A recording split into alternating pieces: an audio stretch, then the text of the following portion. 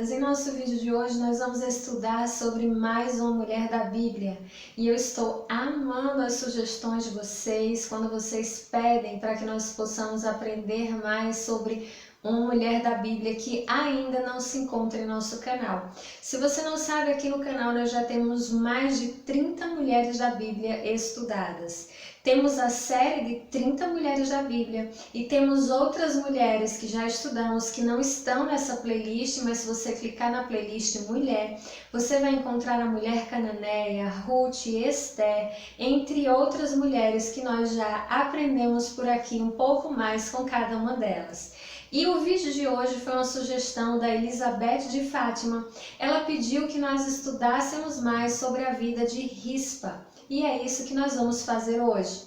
Vamos aprender um pouco com as lições dessa mulher que aparece tão pouco sobre ela, mas um evento bem marcante e bem significativo, que fala muito sobre a maternidade. Para você saber um pouco mais sobre a vida de Rispa, você vai ler o livro de 2 Samuel, capítulo 21, e lá você vai encontrar alguns detalhes sobre a vida dessa mulher.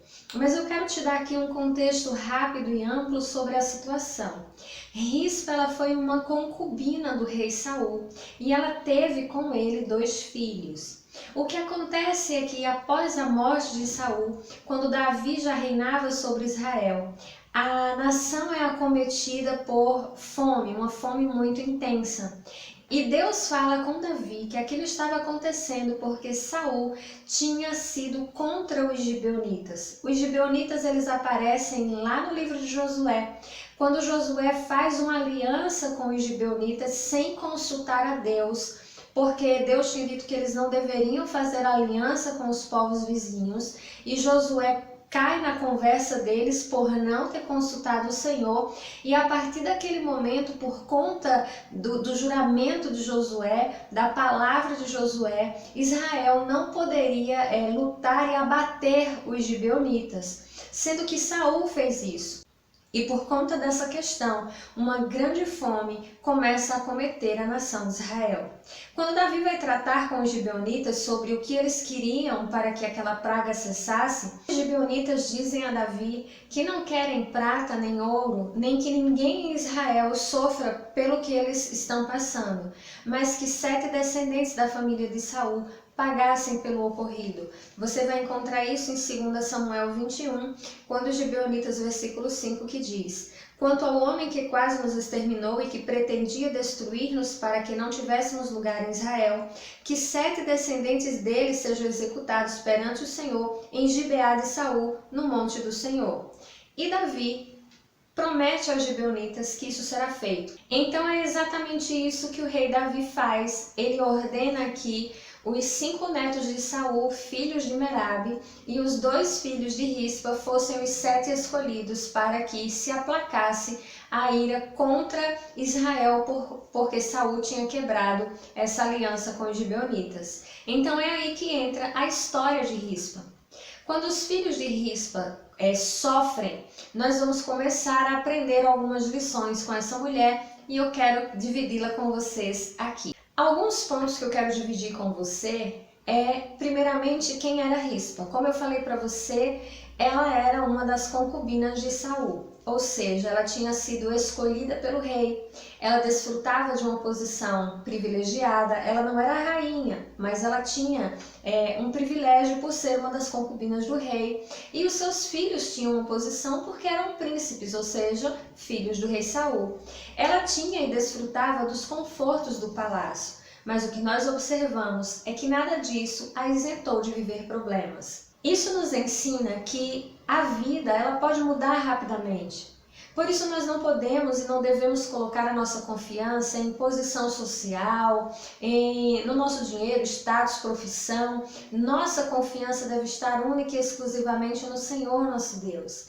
E a vida de Rispa, ela nesse momento já começa a mudar quando os seus filhos são escolhidos para pagar pelo erro do pai. O que você pode estar se perguntando então, por que justamente os filhos de Rispa foram escolhidos? Será que Saul não tinha outros descendentes?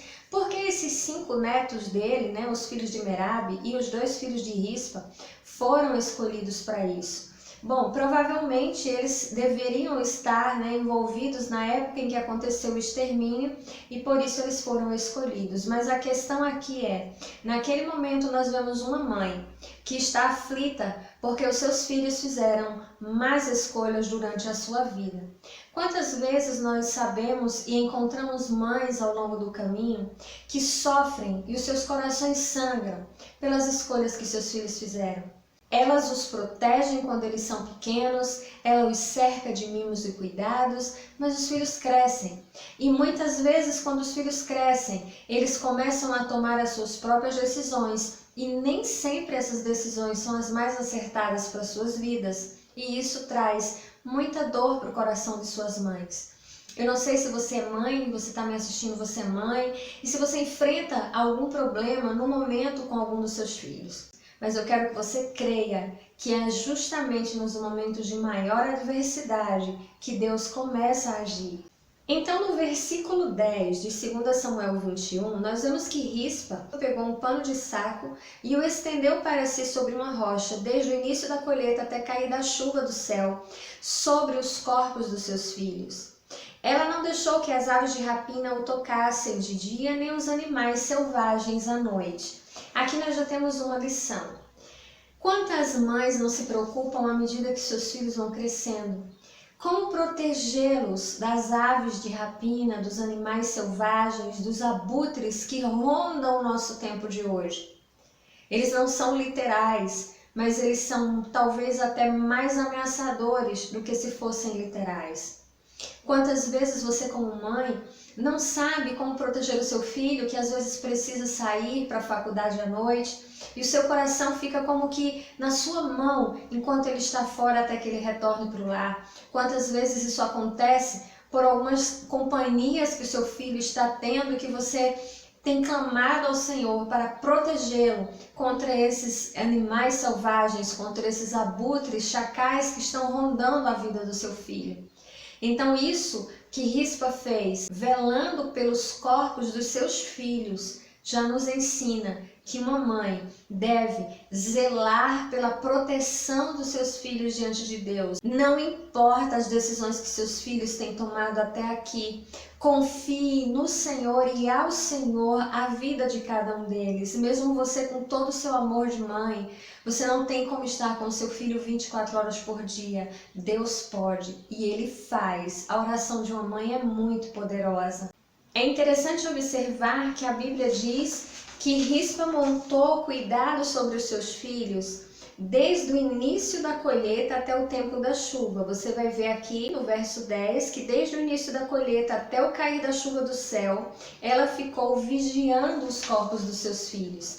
Isso levou tempo, isso não foi uma questão de 2 dias ou 3 dias, ela manteve uma vigilância pelos corpos dos filhos. Imagina a dor dessa mãe. Aí você se pergunta, mas por que ela fez isso? Eles já estavam mortos, não existia mais nada que ela pudesse fazer por eles. Que sentido tem tudo isso? Minha amada, se você olhar o que acontece depois, você vai ser capaz de compreender um pouco do sentido que havia no que Rispa fez. Olha o que diz aqui o final do versículo.